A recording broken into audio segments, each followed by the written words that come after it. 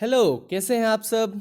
स्वागत है आप सबों का मेरे YouTube चैनल पे। मेरा नाम निखिल है और आज के क्लास में हम लोग सबसे पहले जानेंगे कि आपके क्लास 12th बोर्ड एग्ज़ाम का सिलेबस क्या है। तो बेसिकली जो सिलेबस होता है वो NCERT बेस्ड होता है, तो इसलिए हम लोग सबसे पहले डिस्कस करेंगे कि बोर्ड एग्ज़ाम के लिए हमें पढ़ना क्या है। तो बोर्ड एग्ज़ाम के लिए सबसे पहले जो है आपका मार्किंग स्कीम मैं बता दूं, तो क्लास 12th के बोर्ड एग्ज़ाम का मार्किंग स्कीम जो होगा वो इस तरह से होगा। आपका जो होगा एक पेपर होगा और इस पेपर का टोटल मार्क्स आपका 80 मार्क्स का पेपर होगा।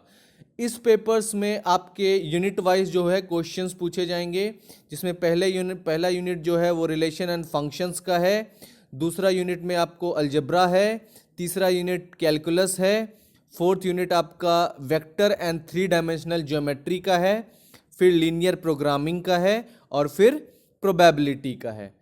तो ये क्लास इस यूनिट्स में जो रिलेशन एंड फंक्शन है उससे आपका जो क्वेश्चन है वो आएगा आपका कितने मार्क्स का, तो 8 मार्क्स का आएगा। अलजेब्रा से आपका क्वेश्चन आएगा कितने मार्क्स का, तो अलजेब्रा से आपको आएगा 10 मार्क्स का क्वेश्चन। फिर आपका कैलकुलस से आएगा कितने मार्क्स क्वेश्चन, तो 35 मार्क्स का क्वेश्चन। तो सबसे ज़्यादा आपका क्वेश्चन कैलकुलस से आने वाला है, इसलिए हम लोग कैलकुलस पे ज़्यादा फोकस करेंगे, ठीक है। फिर उसके बाद क्या आपका, फिर वेक्टर एंड 3 डायमेंशनल ज्योमेट्री से आएगा आपको 14 मार्क्स का क्वेश्चन।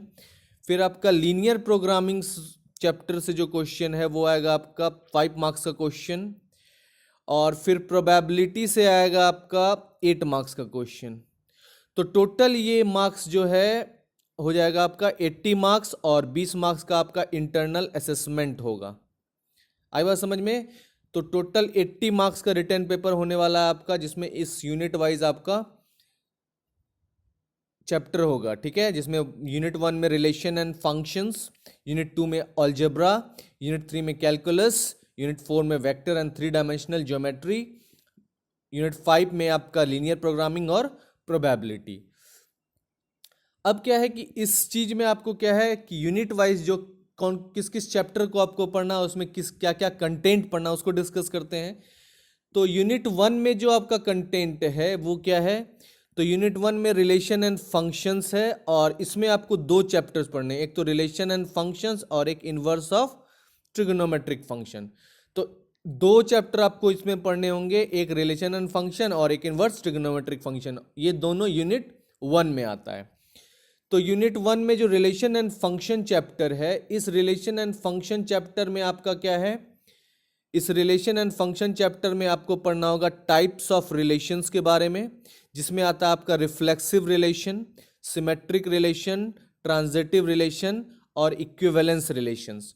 तो इसमें हम लोग टाइप्स ऑफ रिलेशंस के बारे में पढ़ेंगे, जो कि डिफरेंट टाइप्स के होते हैं। फिर उसके बाद हम लोग पढ़ेंगे one to one relation and onto relation, onto functions के बारे में। फिर हम लोग पढ़ेंगे कंपोजिट फंक्शंस के बारे में, फिर पढ़ेंगे इनवर्स ऑफ अ फंक्शन के बारे में। तो रिलेशन एंड फंक्शन का ये आपका सिलेबस रहेगा। फिर उसके बाद आएंगे हम लोग चैप्टर 2 पे, जो कि है inverse trigonometric function. Inverse trigonometric function में सबसे पहले हम लोग इसका डेफिनेशन सीखेंगे। इससे पहले हम लोग जो बेसिक आइडेंटिटीज़ हैं, फॉर्मूलाज हैं, उसको डेराइव करना सीखेंगे। और उसके बाद हम लोग फिर इनवर्स ट्रिग्नोमेट्रिक फंक्शन में आएंगे, जिसमें आप लोग डेफिनेशन, उसके range, domain, principal, value, branch, इसके बारे में पढ़ोगे। फिर ग्राफ के बारे में पढ़ेंगे, इनवर्स ट्रिग्नोमेट्रिक फंक्शन का ग्राफ किस तरह से होता है। फिर उसके बाद elementary properties of inverse trigonometric function के बारे में जानेंगे। तो बेसिकली ये आपका सिलेबस, ये कंटेंट आपका इनवर्स ट्रिग्नोमेट्रिक फंक्शन का है। फिर इस यूनिट के बाद आप लोग फिर यूनिट 2 में जाओगे, जिसमें हमें बेसिकली अलजेब्रा पढ़ना है। तो इसमें अलजेब्रा सेक्शन पढ़ना होगा, जिसमें सबसे पहला चैप्टर होगा मैट्रिसेस, जिसमें आपको पढ़ना होगा मैट्रिसेस के कंसेप्ट के बारे में, उसके नोटेशंस के बारे में, उसके ऑर्डर के बारे में, फिर इक्वालिटी ऑफ मैट्रिसेस के बारे में, फिर टाइप्स ऑफ मैट्रिसेस के बारे में, फिर जीरो एंड आइडेंटिटी मैट्रिक्स के बारे में, फिर ट्रांसपोज ऑफ मैट्रिक्स के बारे में, फिर उसी तरह से आपको symmetric and skew symmetric matrix के बारे में पढ़ना होगा, फिर ऑपरेशन ऑन मैट्रिसेस के बारे में पढ़ना होगा, फिर addition and multiplication and multiplication with scalar के बारे में पढ़ना होगा मैट्रिसेस का। फिर आपको सिंपल प्रॉपर्टीज ऑफ एडिशन के बारे में जानना होगा। फिर मल्टीप्लिकेशन एंड स्केलर मल्टीप्लिकेशन के बारे में जानना होगा। फिर आपका non commutativity of multiplication of matrices के बारे में जानना होगा। फिर आपको existence of non zero matrices whose product is zero matrix, है ना, जिसका प्रोडक्ट जीरो मैट्रिक्स होगा। नॉन जीरो मैट्रिक्स को जब मल्टीप्लाई करोगे तो आपको जीरो मैट्रिक्स मिलेगा, ठीक है। फिर आप concept of elementary row and column operations के बारे में पढ़ोगे। फिर इन्वर्टिबल मैट्रिसेस के बारे में पढ़ोगे और उसके proof of uniqueness of inverse के बारे में पढ़ोगे, है ना। तो ये अलजेब्रा जो यूनिट 2 में जो अलजेब्रा सेक्शन है, इसका पहला चैप्टर क्या होगा आपका, मैट्रिसेस होगा। फिर मैट्रिसेस के बाद आपका क्या है, डिटर्मिनेंट सेक्शन आएगा। डिटर्मिनेंट सेक्शन में आपको क्या पढ़ना होगा, तो आपको square determinant of square matrix के बारे में पढ़ना होगा, 3 अप टू 3 into 3 तीन ऑर्डर के मैट्रिक्स का।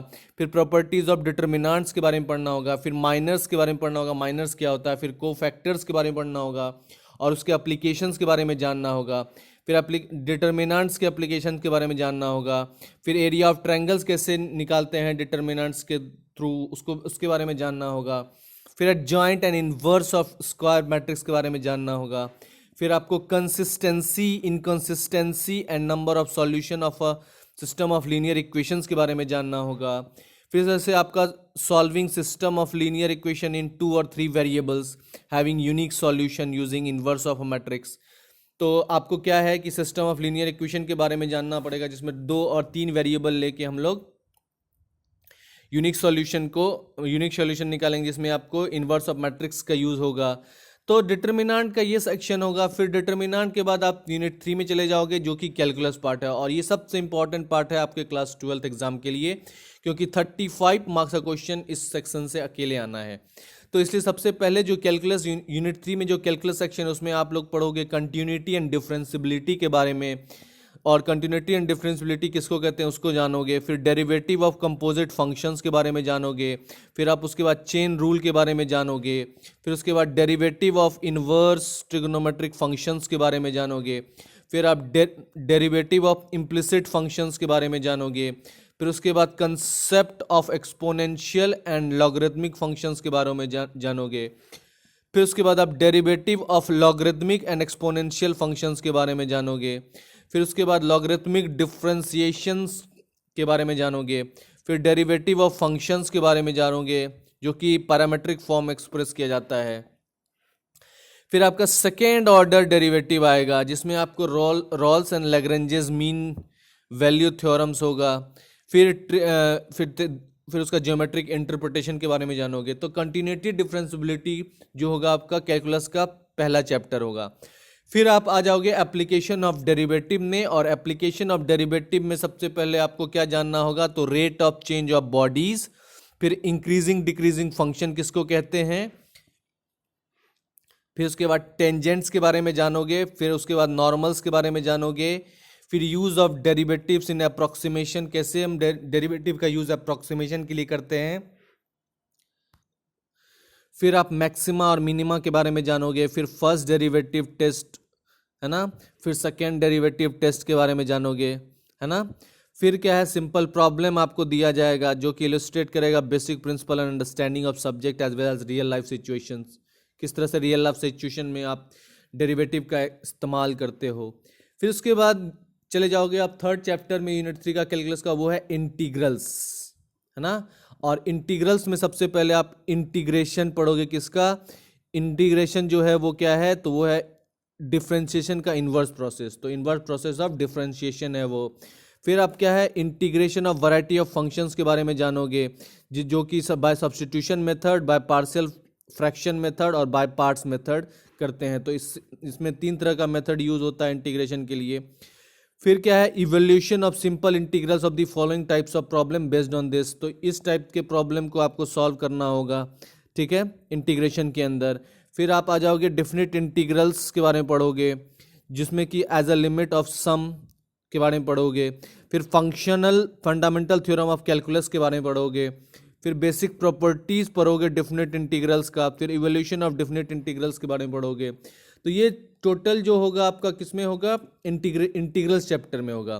फिर आएगा आपका एप्लीकेशंस ऑफ इंटीग्रल्स। तो कैलकुलस यूनिट में आपका 4th चैप्टर होगा एप्लीकेशंस ऑफ द इंटीग्रल्स।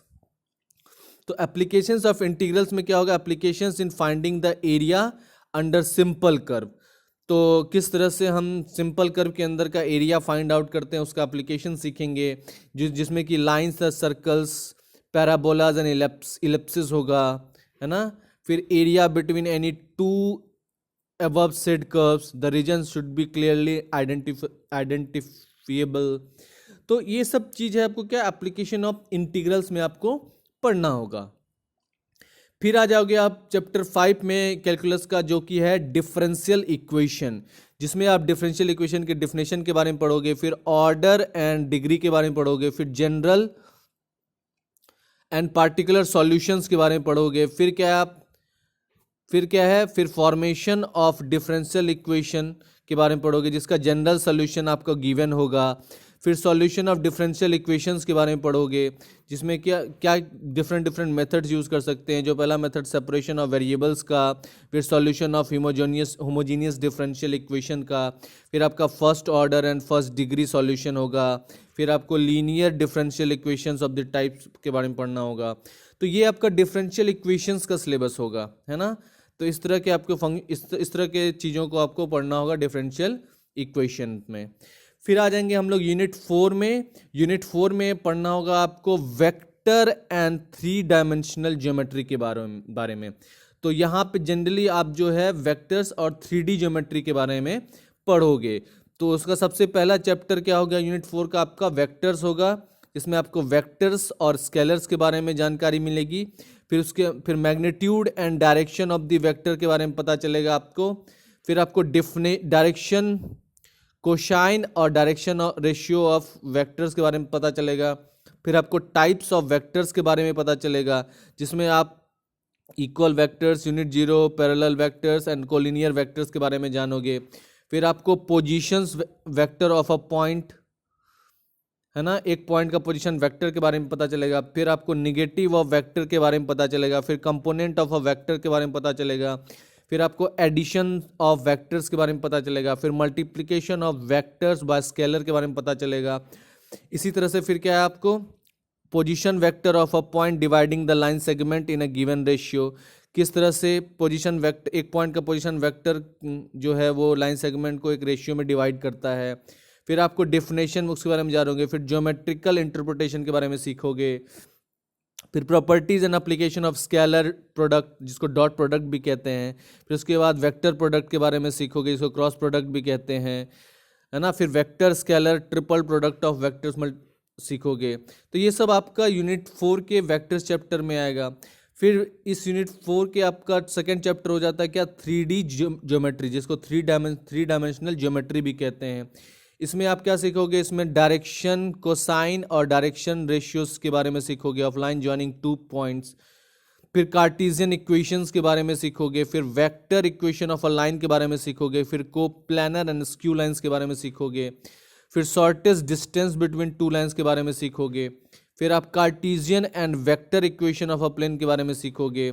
फिर आप angle between 2 lines and 2 planes, a line and a plane, किस तरह से एंगल होता है 2 लाइन के बीच में, 2 प्लेन के बीच में, और एक लाइन और एक प्लेन के बीच में, उसके बारे में जानोगे। फिर distance of a point from a plane, किस तरह से डिस्टेंस निकालते हैं एक प्लेन से, एक पॉइंट से एक प्लेन तक का, उसको सीखोगे। आई बात समझ में। फिर आ जाएंगे हम लोग यूनिट 5 में, जिसमें आपको पढ़ना होगा लीनियर प्रोग्रामिंग के बारे में।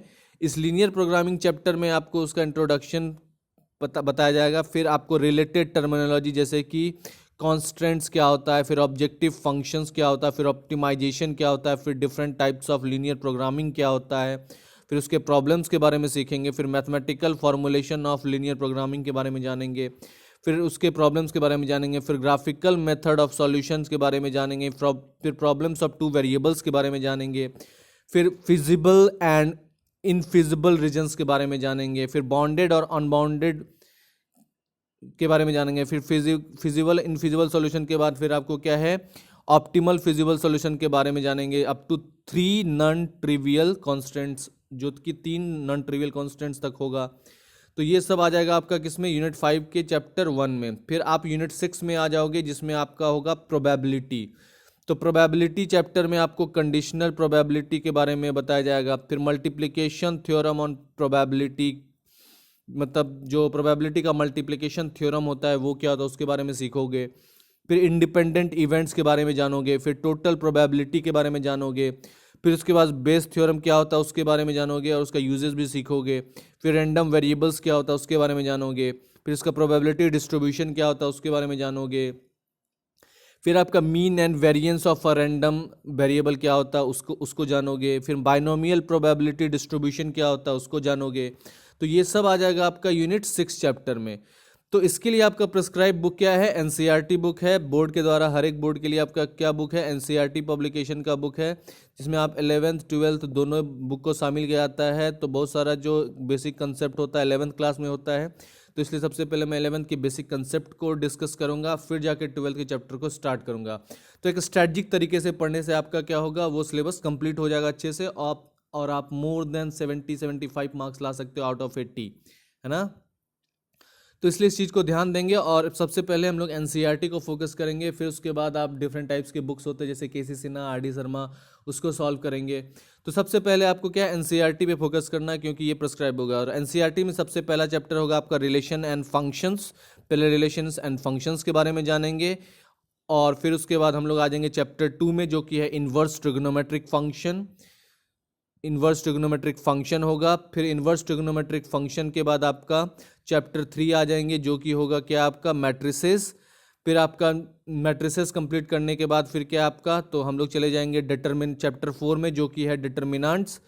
फिर डिटर्मिनेंट्स पढ़ने के बाद हम लोग चले जाएंगे चैप्टर 5 में जो कि है कंटिन्यूटी एंड डिफरेंसिबिलिटी। फिर उसके बाद हम लोग कंटिन्यूटी एंड डिफरेंसिबिलिटी खत्म करने के बाद चले जाएंगे चैप्टर 6 में जो कि है एप्लीकेशन ऑफ डेरिवेटिव्स। फिर उसके बाद हम लोग चले जाएंगे चैप्टर 7 में जो कि है इंटीग्रल्स। फिर उसके बाद हम लोग चले जाएंगे एनसीईआरटी के चैप्टर 8 में जो कि है एप्लीकेशन ऑफ इंटीग्रल्स। फिर हम लोग पढ़ेंगे चैप्टर 9 जो कि है डिफरेंशियल इक्वेशंस। फिर उसके बाद चैप्टर 10 है आपका वेक्टर अलजेब्रा। फिर उसके बाद आपका चैप्टर 11 3 डायमेंशनल ज्योमेट्री। फिर आपका चैप्टर है 12th लीनियर प्रोग्रामिंग। और फिर जो लास्ट चैप्टर है वो आपका प्रोबेबिलिटी। तो इस तरह से हम लोग क्या करेंगे, एनसीईआरटी के चैप्टर वाइज पहले सारा कंसेप्ट और एनसीईआरटी के सारे एक्सरसाइज को 1 बाय 1 वो हर एक क्वेश्चन को सॉल्व करेंगे। फिर हर एक क्वेश्चन को सॉल्व करने के जब पूरा एनसीईआरटी खत्म हो जाएगा, फिर हम लोग नेक्स्ट जो है प्रीवियस ईयर पेपर्स के क्वेश्चंस को डिस्कस करेंगे, और जो रेस्ट बुक है आपका केसी सिन्हा, आर.डी. शर्मा, उसके क्वेश्चंस को सॉल्व करेंगे। सो thank you so much. If you have liked my videos, then please do like and subscribe my channel, and all the very best for your exam.